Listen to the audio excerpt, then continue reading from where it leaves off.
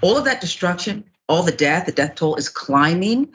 The stories from first responders, families torn apart, missing loved ones, devastating. And yet some are still vacationing. Who would do that in the middle of this? The island is hurting. Who? Paris Hilton apparently thinks that's hot. Okay, I don't understand it. Maybe you will. According to the Daily Mail, UK, Paris Hilton pictured on Saturday smiling ear to ear at the beach in Maui with her husband and son, despite what's going on just about 30 miles away.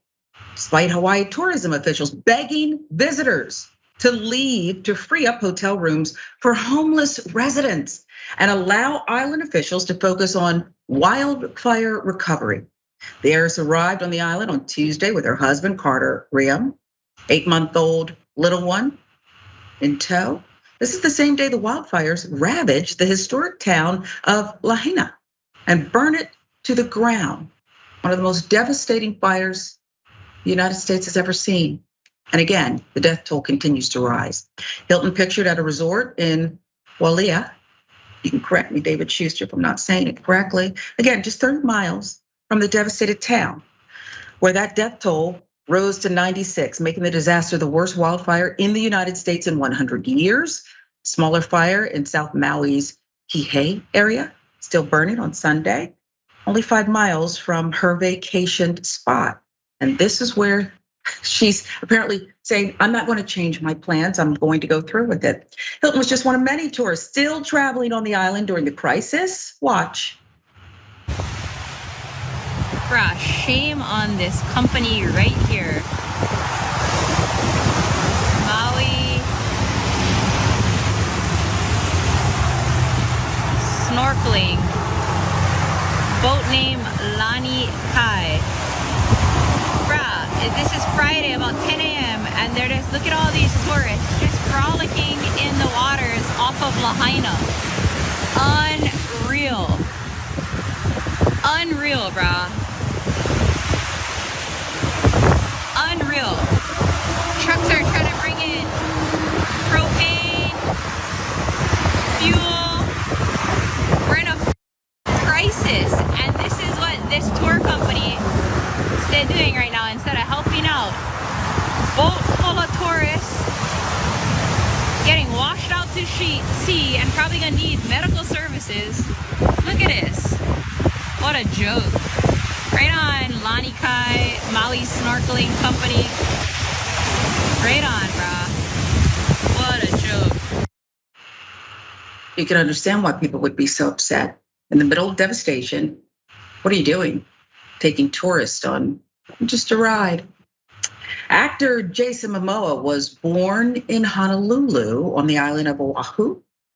On Saturday, he urged tourists to leave. Here's his Instagram. Maui is not the place to have your vacation right now. Do not travel to Maui. Do not convince yourself that your presence is needed on an island that is suffering this deeply. To everyone who has donated, shown aloha to the community in this time of need, mahalo. Jason Momoa, fellow actor Dwayne Johnson, whose family is from Hawaii, said he was heartbroken of the events. Hey everybody, I know that by now all of you around the world have seen the complete destruction and devastation that has hit our Hawaiian islands, our island of Maui. And I'm completely heartbroken over this, and I know all of you are too. Everything that I've seen transpire over these past couple of days, everything that continues to transpire hour by hour and minute by minute, it's all heartbreaking.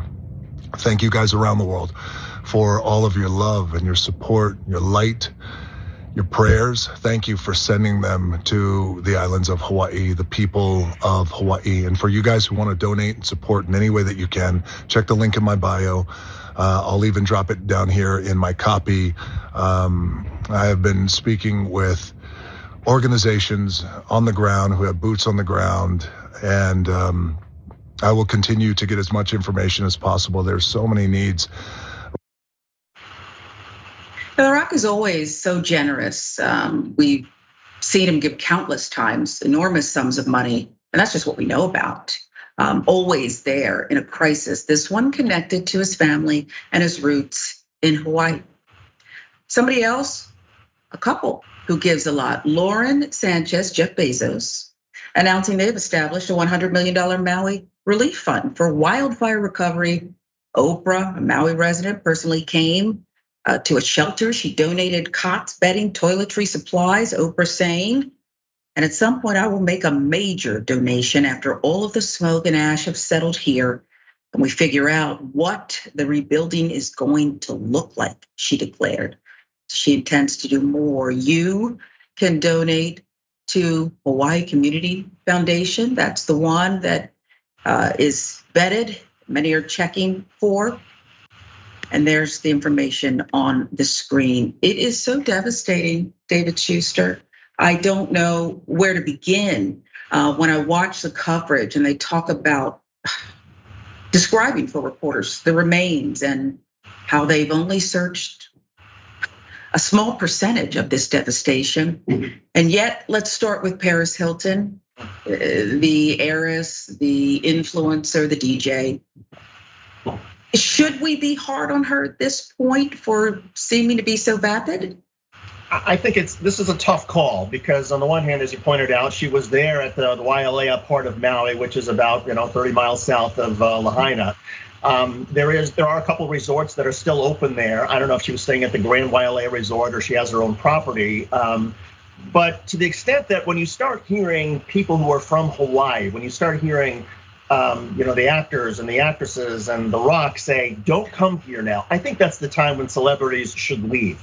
And then everybody who has vacation plans or was on vacation there should also try to get off the island and make space, unclog the roads, don't have any demands and sort of resources and food. Leave all of that for the first responders, for the rescuers, because again, to me it just sends such a terrible message, and there's a sense of insensitivity. If on the other hand, if Hawaii officials said tourism is our bedrock, we need to recover through tourism, yes, please come to Hawaii, then fine.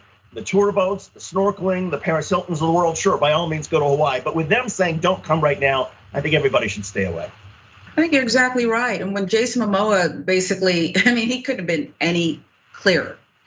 Don't come here. He seemed to allude to ulterior motives. We need to heal. We obviously need to come together, get this cleaned up. Give if you want to, but stay away. Hearing some of the heartbreaking stories too, David, from some people who said they had no warning. And yes, this was a fast moving event, the winds, all of it, but they're already so angry.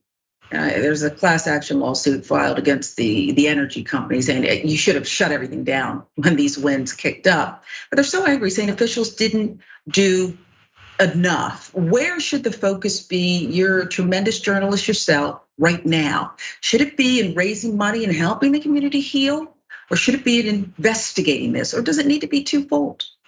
I think it can be twofold. From previous disasters that I've covered, like Hurricane Katrina, the first and foremost priority is to clear the roads, right? If you've got tree lines and if you've got power lines and trees that are down blocking the roadways, then nothing can get in. So the first call of duty is clear the roads, make sure that there's access to these areas.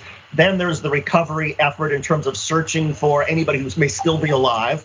And then there's the process of allowing people who have property to go back in and see if there's any of their valuables that they can be recovered, while at the same time establishing a security presence. And simultaneously with all of this, I do think that there have to be some very tough questions asked, not only the electric companies, the power companies, but also the local government. It sounds like from some of these stories you've been reporting on, Sharon, that people didn't know which direction to leave the city. There was no guidance. They had no information. And a lot of people apparently died burned up in their cars because their cars got stuck in these traffic jams. And so when you have an entire city of 10,000 people and nobody knows how to get out of the city because there's no emergency broadcasting, there's no guidance, that's the worst tragedy of all, because these are people who were trying to leave. And if they've been given some proper guidance that was available, maybe they might have made it out alive or made it into the ocean with some of the other folks who went there and were able to ride out the fire by essentially sitting in cold water for 5 hours. Cold water, breathing it, water with diesel fuel in it, and some other things that had run off too. I saw a report where One woman survived for, as you said, many hours, but right next to her, a man drowned. He couldn't breathe anymore. The toxins and everything else. One of the things that made me angry, to your point, was in watching the coverage. I saw first responders. It's probably not fair. Those in charge of notifying the public saying it happened so quickly, there's probably nothing we could do. That could be true, David Shuster. It could be true. With so much carnage, is that what I want to hear from you? It made me so angry. Yeah, no, and the anger is totally justifiable because it is too soon to say anything like that. All you can say right now, if you are a government official, if you're a local politician, is this is horrific, this is tragic, and leave it at that. There will be plenty of time down the road to figure out whether more could have been done, whether this was some impossible event where nothing could have been done. But now is not the time while families are grieving. And there was somebody who was just posted in our community on their local Facebook page. My sister was on vacation in Maui. We haven't heard from her since before the fire. Does anybody have any suggestions? That is happening in communities across the United States. People are grieving. They're terrified that maybe they've lost their loved ones. This is the time when we should be sensitive to that grief, to that despair. Leave the second guessing in terms of the assessments of what might have been done or what could have been done for weeks down the road. Right now, give people some room to absorb the shock and the grief of what they're going through. They need to hire you as a consultant because what you just said is valid. It's perfect. Why? What is so hard about people in these jobs? Why not just step before the microphone and say, we hear you and we are going to prioritize. And before it's all said and done, we're going to look at everything. We're going to look at everything. What's so hard about doing that? Even if I don't know, I'm built differently. I've not been in that kind of crisis, but I'd like to think that would not have been my response. I'll give you the last word. No, I think it's almost sort of human nature. Maybe part of the problem is you have small communities sometimes that are not used to this sort of thing, whether it's a school shooting, whether it's a natural disaster, and there is such a sort of rush to try to understand, well, what happened? What could have been done?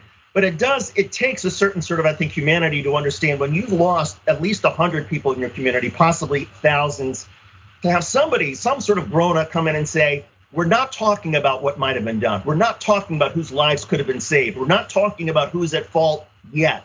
Right now, all of our energy is focused on helping the people who are suffering, looking for people who may still be there alive. That's where our focus needs to be. Everything needs to be focused on that. And if people start asking, well, could this have been prevented? The answer is we don't know yet, and we're not going to know for a while, and we will get that answer. But now is not the time to think about that. Wow, if you could have written that 24 hours ago and faxed it out there, if they have that availability or posted it on their social media, that could have gone a long way. Because this is horrific for people who are just. They are now angry, but they're devastated. Their town is devastated. I heard talking of history gone. So it's all gotta be figured out. The timing, sensitivity, empathy. As things are still smoldering. Oprah's saying, when the dust settles, you tell me what you need, and I'm gonna do all I can. How they can't get it right. Why can't you get it right? We're gonna keep following the story, the storyline, the devastation out of Hawaii. And might I say, David Shuster, the reporters have to be mindful too. Yes. Okay, everybody's flying in. The networks are sending multiple teams. They've got to cover this. But I have been in some mass reporter crowds and had a family just lose children in a fire. And have someone shout out, how do you feel? The reporters, maybe you can give them a caution. Yeah, I mean, I would hope that any news organization, network news organization, I've heard that some of the news anchors are heading there. That's fine, but I hope whoever's doing their advance work is making sure that those network resources are not taking away resources that might be needed for first responders, for the canine units, for all the different people that are there to try to help, figure out whether or not there's anybody still alive. I mean, the media is important. The media needs to be there, but I think there needs to be some sensitivity, particularly on the part of the media, to make sure that if you're reporting on the evening news, you make it very clear to your viewers, yes, we may be only a few miles away from Lahaina, but we're staying on the other side of the island, far away from the hotels that are needed for the first responders. Not wallpaper, folks. These are real lives. Not for ratings. Just do what you're supposed to do. You can worry about that later.